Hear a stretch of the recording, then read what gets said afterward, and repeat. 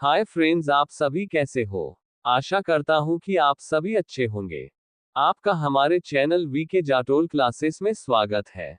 आज के इस वीडियो में हम 9 दिसंबर 2025 के मुख्य करंट अफेयर्स और उसके एक्सप्लेन के बारे में चर्चा करेंगे। प्रश्न नंबर 1, हाल ही में 27वां नवरत्न स्टेटस प्राप्त करने वाली नुमालीगढ़ रिफाइनरी लिमिटेड एनआरएल किस राज्य में स्थित है? ए ओडिशा, बी महाराष्ट्र, सी गुजरात, डी असम। दोस्तों, आपका सही answer option number D Assam होगा। नुमालीगढ़ रिफाइनरी लिमिटेड एनआरएल के लिए एक बड़ी उपलब्धि। वित्त मंत्री निर्मला सीतारमण ने एनआरएल को अब नवरत्न कंपनी का दर्जा दे दिया है।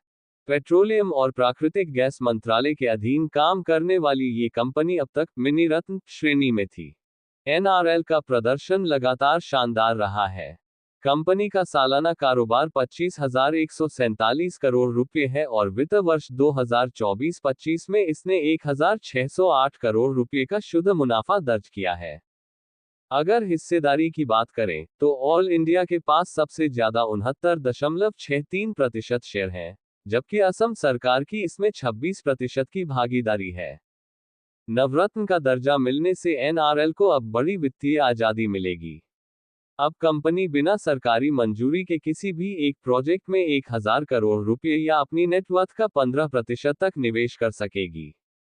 इससे न केवल कंपनी का विस्तार होगा, बल्कि यह वैश्विक बाजार में और अधिक प्रतिस्पर्धी बनकर उभरेगी। प्रश्न नंबर 2, हाल ही में जारी women peace and security WPS index 2025-26 में भारत को कौन सा स्थान प्राप्त हुआ है?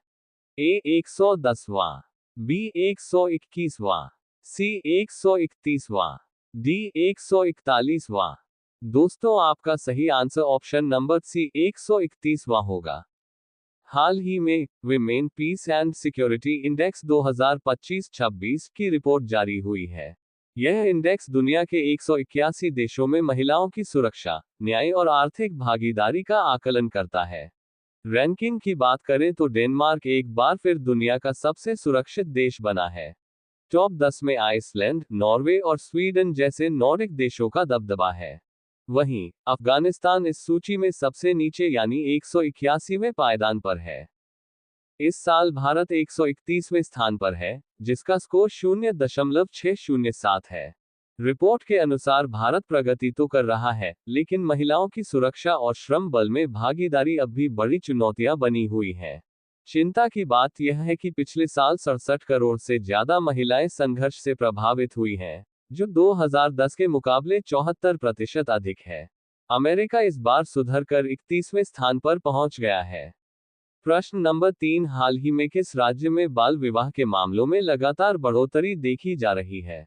ए राजस्थान, बी उत्तर प्रदेश, सी बिहार, डी मध्य प्रदेश। दोस्तों, आपका सही answer option number D Madhya Pradesh होगा। आंकड़ों में उछाल। मध्य प्रदेश विधानसभा में पेश की गई रिपोर्ट के अनुसार साल 2020 से 2025 के बीच राज्य में बाल विवाह के मामलों में चिंताजनक बढ़ोतरी देखी गई है। पिछले 5 वर्षों में 2,916 ऐसे मामले सामने आए हैं। प्रशासन की कार्रवाई। सरकार ने सदन में बताया कि प्रशासन की सतर्कता की वजह से कई बाल विवाहों को एन वक्त पर रोका गया और दोषियों पर एफआईआर दर्ज की गई है। कांग्रेस का हमला। विपक्ष कांग्रेस ने इन आंकड़ों को लेकर बीजेपी सरकार को घेरा है।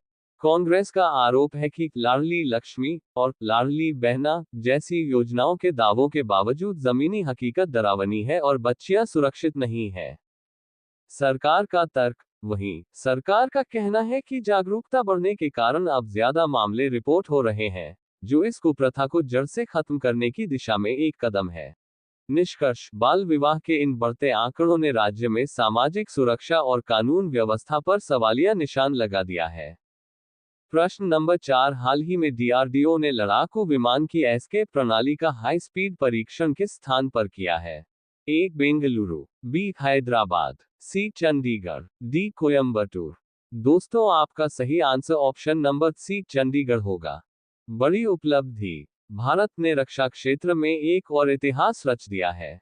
डीआरडीओ ने लड़ाकू विमान से पायलट की सुरक्षित निकासी सुनिश्चित करने वाले स्वदेशी एस्केप सिस्टम का सफल हाई स्पीड परीक्षण किया है।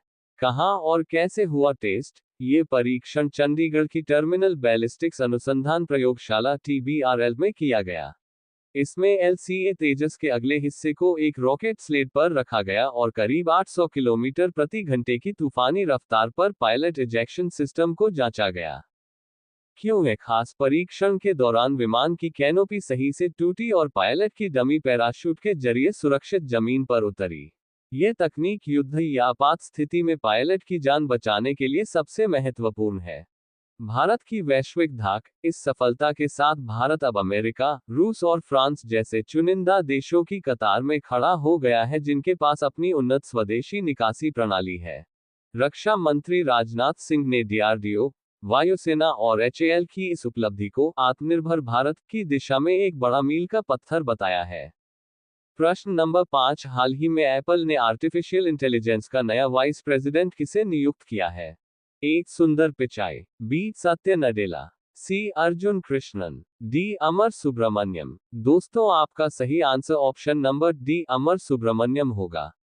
प्रश्न नंबर 6, हाल ही में अफगानिस्तान को इन्फ्लुएंजा और मेनिंजाइटिस के टीके किस देश ने भेजे हैं?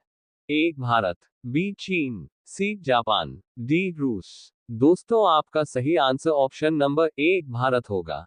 भारत ने एक बार फिर पड़ोसी देश अफगानिस्तान की मदद के लिए बड़ा कदम उठाया है। मानवीय सहायता के अपने अटूट वादे को निभाते हुए भारत सरकार ने टीकों, वैक्सीन्स की एक नई खेप अफगानिस्तान भेजी है। इस खेप में मुख्य रूप से इन्फ्लुएंजा और मेनिंजाइटिस के टीके शामिल हैं। ये टीके अफगानिस्तान के बच्चों और नागरिकों को गंभीर बीमारियों से बचाने में महत्वपूर्ण भूमिका निभाएंगे। चिकित्सा सहायता की यह खेप काबुल स्थित इंदिरा गांधी बाल चिकित्सालय को सौंपी गई है। बता दें कि भारत लंबे समय से अफगानिस्तान को मानवीय आधार पर दवाएं, खाद्यान्न और जीवन रक्षक टीकों की आपूर्ति कर रहा है। संकट की इस घड़ी में भारत का ये कदम न केवल स्वास्थ्य ढांचे को मजबूती देगा, बल्कि दोनों देशों के बीच मानवीय संबंधों को भी और गहरा करेगा। प्रश्न नंबर 7, जल जीवन मिशन JJM के अंतर्गत दर्ज होने वाली सबसे अधिक शिकायतें किस राज्य से प्राप्त हुई हैं? ए. Maharashtra, B. Karnataka, C. Uttar Pradesh, D. Tamil Nadu. दोस्तों आपका सही answer option number C. Uttar Pradesh होगा। प्रश्न नंबर 8, यरूशलेम मास्टर्स 2025 शतरंज खिताब का विजेता कौन है? A. R. प्रज्ञानानंदा, B. Arjun Erigaisi, C. Nihal Sareen, D. विदित गुजराती। दोस्तों आपका सही answer option number B. Arjun Erigaisi होगा। प्रश्न नंबर 9, वैश्विक रेटिंग एजेंसी फिच ने वित्त वर्ष 2026 के लिए भारत की GDP वृद्धि अनुमान को बढ़ाकर कितना कर दिया है? A. 6.8%, B. 7.0%, C. 7.4%, D. 7.8%। दोस्तों आपका सही आंसर ऑप्शन नंबर C. 7.4% होगा। दिग्गज global rating agency Fitch ratings ने वित्त वर्ष 2025-26 के लिए भारत की GDP ग्रोथ का अनुमान बढ़ाकर 7.4% कर दिया है। पहले यह अनुमान 6.9% था। फिच के अनुसार इसका मुख्य कारण है भारतीय उपभोक्ताओं की मजबूत मांग और हालिया GST सुधारों का सकारात्मक असर। शहरी बाजारों में लोग जमकर खर्च कर रहे हैं और आर्थिक माहौल में काफी मजबूती देखी जा रही है। ताजा आंकड़े क्या कहते हैं? हाल ही में जुलाई-सितंबर तिमाही में भारत की विकास दर 8.2% रही, जो पिछले 6 तिमाहियों में सबसे तेज है। फिच ने यह भी कहा है कि कम महंगाई की वजह से रिजर्व बैंक RBI ब्याज दरों में कटौती कर सकता है, जिससे बाजार में और तेजी आएगी। भविष्य का संकेत, एजेंसी का मानना है कि 2026 के अंत तक रुपया भी मजबूत होकर 87 प्रति डॉलर के स्तर पर आ सकता है। संक्षेप में कहें तो वैश्विक उथल-पुथल के बीच भारतीय अर्थव्यवस्था एक मजबूत, ब्राइट स्पॉट बनी हुई है। प्रश्न नंबर 10, भारत में वित्त वर्ष 2024-25 के लिए जारी हेरिटेज फुटफॉल रैंकिंग में शीर्ष स्थान किस स्मारक ने प्राप्त किया है? A. Qutub Minar, B. Lal Qila, C. Taj Mahal, D. सूर्य मंदिर कोणार्क। दोस्तों आपका सही answer option number C. Taj Mahal होगा। भारत की ऐतिहासिक विरासतों के प्रति पर्यटकों का आकर्षण एक बार फिर सुर्खियों में है। साल 2024-25 की ताज़ा हेरिटेज फुटफॉल रैंकिंग जारी कर दी गई है और उम्मीद के मुताबिक मोहब्बत की निशानी ताजमहल ने एक बार फिर बाजी मारी है। भारतीय पुरातत्व सर्वेक्षण ASI के आंकड़ों के आधार पर ताजमहल देश का सबसे ज्यादा देखा जाने वाला स्मारक बना हुआ है। रिपोर्ट के अनुसार यहां न केवल घरेलू सैलानियों की भारी भीड़ उमड़ी, बल्कि विदेशी पर्यटकों की लिस्ट में भी ये पहले पायदान पर रहा। दिल्ली का लाल किला और कुतुब मीनार भी लोकप्रियता के मामले में टॉप लिस्ट में शामिल है। खास बात यह है कि इस साल पर्यटकों की संख्या में पिछले साल के मुकाबले उल्लेखनीय बढ़ोतरी देखी गई है। सरकार द्वारा स्मारकों के रखरखाव और सुविधाओं में सुधार ने पर्यटन को नई ऊंचाई दी है। ताजमहल के बाद कोणार्क का सूर्य मंदिर और आगरा का किला भी सैलानियों की पसंदीदा जगहों में शुमार रहे। साफ है कि भारत की प्राचीन विरासत आज भी दुनिया भर के लोगों को अपनी ओर खींच रही है। ताजमहल की यह बादशाहत भारत के पर्यटन क्षेत्र के लिए एक बेहद सकारात्मक संकेत है। अब ये प्रश्न आप लोगों के लिए। आप सभी लोग इसका आंसर कमेंट बॉक्स में जरूर बताएं।